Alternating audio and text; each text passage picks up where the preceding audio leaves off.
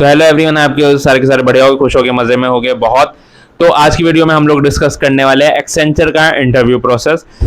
और उससे पहले मैं आप लोगों को बता देता हूं कि I am working as an software engineer in Accenture from the last 1 year.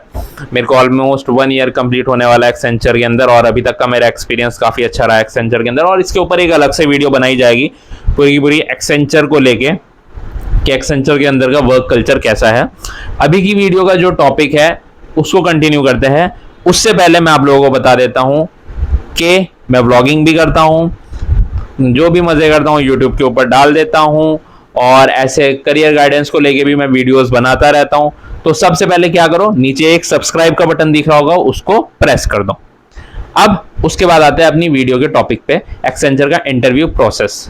भैया ये बता दो यार, किस तरह का प्रोसेस होता है एक्सेंचर का इंटरव्यू प्रोसेस? मतलब मैं क्लियर कर दूंगा, मेरे को क्या क्या आना जरूरी है, रुक जाओ, सबका जवाब दूंगा। तो स्टार्टिंग से स्टार्ट करते हैं। आपने कॉल ज्वाइन की, अब उसके बाद क्या होगा? भैया कितने इंटरव्यूअर होते हैं? देखो यार, एक भी हो सकता है, 2 भी हो सकते हैं, ठीक है। भैया क्या क्या पूछा जाता है? तो देखो, आपका ये जो इंटरव्यू राउंड होता है, ये टेक्निकल प्लस एचआर राउंड होता है, एक ही के अंदर कंबाइन होता है।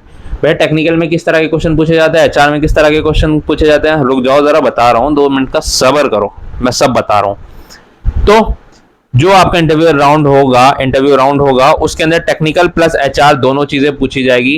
टेक्निकल के अंदर कवर किया जाएगा आपका प्रोजेक्ट, आपकी कोडिंग स्किल्स और आपके सब्जेक्ट्स की नॉलेज जो आपने इंजीनियरिंग में पढ़े हैं।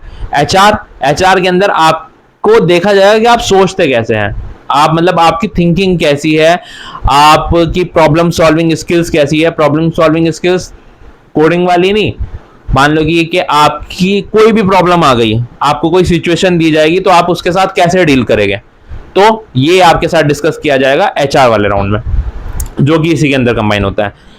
तो सबसे पहले डिस्कस करते हैं कि भैया मैंने कॉल ज्वाइन कर लिया, अब कॉल ज्वाइन करते ही क्या होगा। तो यार देखो, मैंने जैसे ही कॉल ज्वाइन की थी, तो कॉल ज्वाइन करते ही सबसे पहले पूछा जाता है इंट्रोडक्शन। अब इतनी ही देर में इंट्रोडक्शन आप दोगे, उतनी देर में जो इंटरव्यूअर होगा वो आपका पूरा का पूरा रिज्यूमे चेकआउट करेगा। आपने रिज्यूमे के अंदर जो जो लिख रखा होगा वो उसको पूरे को पढ़ेगा, ठीक है। और फिर आपसे उसके ऊपर क्वेश्चन पुटअप किए जाएंगे। अब मैं साथ साथ बताता चल रहा हूं कि कहां पे किस चीज का बहुत ज्यादा ध्यान रखना है। अभी मैंने बात की इंट्रोडक्शन की और रिज्यूमे की। अब क्या ध्यान रखना है कि जब आप अपना इंट्रोडक्शन दो तो आपको ये ध्यान रखना है कि आप बोल क्या रहे हो, ठीक है। बहुत ज्यादा हवाबाजी नहीं मारनी, बहुत ज्यादा ये नहीं दिखाना कि मेरे को सब कुछ आता है, ठीक है। आता है तो वेल एंड गुड, बोल दो उसको फिर अगर आता है तो। बट अगर कोई भी ऐसी चीज है जो आपको बहुत कम आती है, बट आप अपने इंटरव्यू में वो बोल दे रहे हो, अपने इंट्रोडक्शन में वो बोल दे रहे हो, तो उसका मतलब ये है कि आप सामने वाले को मौका दे रहे हो कि वो आपसे वो वाली चीज पूछे, और जो कि आपको आती नहीं अच्छे से। तो अगर इधर उधर क्वेश्चन कुछ पूछा गया तो आप तो फंस जाओगे, और फंस जाओगे तो क्या होगा? इंपैक्ट खराब होगा, ठीक है। तो ये हो गई इंट्रोडक्शन की बात। देन इंट्रोडक्शन के बाद क्या? रिज्यूमे पे। रिज्यूमे आपको हमेशा, ऐसा इंट्रोडक्शन वाला ही सीन है, रिज्यूमे आपको हमेशा ऐसा बनाना है, उसके अंदर ये नहीं कि हमें रिज्यूमे बहुत ज्यादा भरना होता है, भरना रिज्यूमे को जरूरी नहीं है। Quantity is not important, quality is important. तो आपको ध्यान ये रखना है कि आप जितनी भी चीजें लिख रहे हो अपने रिज्यूमे के अंदर, वो सारी आपको आनी चाहिए। क्या क्या कवर होनी चाहिए, कि आपकी स्किल्स क्या है, फॉर एग्जांपल आपको लैंग्वेज कौन सी आती है, डाटा स्ट्रक्चर पे आपकी कैसी कमांड है, डीबीएमएस पर आपकी कैसी कमांड है, प्लस मोस्ट इंपॉर्टेंट आपकी प्रोजेक्ट क्या है, कौन सा प्रोजेक्ट, 4th ईयर वाला प्रोजेक्ट। तो उस पर क्वेश्चन जरूर पूछे जाते हैं। तो आपका इंट्रोडक्शन हो गया, अब आपका पूरा का पूरा रिज्यूमे चेक हो गया। अब फॉर एग्जांपल आपने कोडिंग लैंग्वेज में लिखा हुआ था जावा, ठीक है, तो आपसे जावा के ऊपर कुछ नॉर्मल क्वेश्चंस पूछे जाएंगे।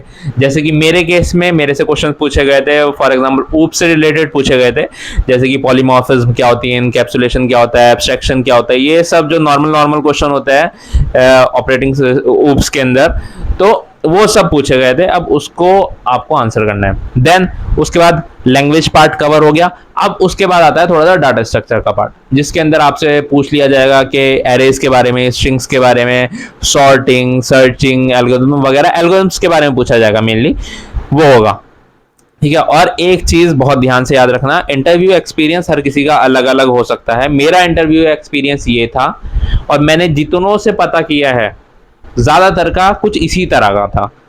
तो मैं आपके साथ वो शेयर कर रहा हूँ। तो ऐसा ना हो कि आपके से कुछ और पूछा जाए तो आप मेरे को आगे कह रहे हो कि यार भैया आपने तो कुछ और बताया था और वहां पे तो कुछ और ही हो गया। ठीक है, तो वो यार डिपेंड करता है कि सामने वाले का नेचर कैसा है और वो क्या क्या आपसे पूछ सकता है। बट जो मैं चीजें बता रहा हूँ आपको इन चीजों का बहुत ज्यादा ध्यान रखना है, क्योंकि ये ज्यादातर पूछी जाती है। ठीक है, तो उसके बाद हमने क्या क्या कवर कर लिया, हमने कोडिंग कवर कर ली, हमने डाटा स्ट्रक्चर कवर कर लिया। ठीक है, कई बार डीबीएमएस से भी क्वेश्चन पूछे जाते हैं। तो डीबीएमएस से मतलब जो आपके नॉर्मल सब्जेक्ट्स है ना, जैसे कि ऑपरेटिंग सिस्टम हो गया, डीबीएमएस हो गया, नेटवर्किंग हो गया, ये आपके नॉर्मल सब्जेक्ट्स में आ गए। तो आपको इन नॉर्मल सब्जेक्ट्स की थोड़ी थोड़ी नॉलेज होनी चाहिए, ताकि अगर आपसे कोई क्वेश्चन पूछा जाए तो वो आप क्लियरली आंसर कर दो। ओके, अब उसके बाद आता है एक कोडिंग का क्वेश्चन। कई मैंने इंटरव्यू एक्सपीरियंस ऐसे सुने हैं कि जिसके अंदर कोडिंग का क्वेश्चन नहीं पूछा गया, और कई मैंने ऐसे भी सुने हैं जिसके अंदर कोडिंग का क्वेश्चन पूछा गया, और मेरे केस में पूछा गया था। तो मैं अपना केस आप लोगों को बता देता हूं। जैसे कि बहुत नॉर्मल सा क्वेश्चन था, एरे का क्वेश्चन था, रिवर्स एंड एरे टाइप का क्वेश्चन था, और उसी के अंदर कुछ चीजें और एड अप थी। तो इस तरह का नॉर्मल क्वेश्चन था, आप आराम से उसका आंसर दे सकते हो, आपको उसका कुछ नहीं करना पड़ेगा, आप उसका सूडो कोड लिख दो एक तरीके से। और कई केसेस में ऐसा भी हो सकता है कि आपको बोला जाए कि आप अपनी स्क्रीन शेयर करो और नोटपैड के अंदर आप लिख के दिखाओ पूरा का पूरा कोड आप कैसे लिखते हैं। देन आपने कोड लिख दिया।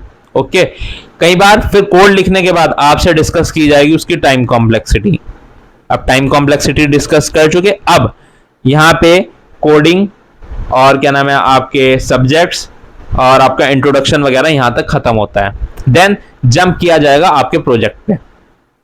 अब आपसे पूछा जाएगा कि आपका 4th ईयर में आपने जो प्रोजेक्ट बनाया है उसमें आपने क्या क्या किया है और कैसे आपको आइडिया आया है और क्या लैंग्वेज आपने यूज किया है, किस किस टेक्नोलॉजी का यूज करके आपने वो प्रोजेक्ट बनाया है। तो भाइयों और बहनों बहुत ध्यान रखना, प्रोजेक्ट के बारे में बहुत अच्छे से पढ़ के जाना, क्योंकि मेरे को ये बहुत अच्छे से पता है कि 4th ईयर में बच्चे प्रोजेक्ट बनाते कैसे हैं। ठीक है, तो प्रोजेक्ट के बारे में प्लीज बहुत अच्छे से पढ़ के जाना, वरना तो फंस जाओगे। प्रोजेक्ट में पूरा पूरा आपको डिटेल में पता होना चाहिए कि क्या हो रहा है, कैसे हो रहा है और क्यों हो रहा है।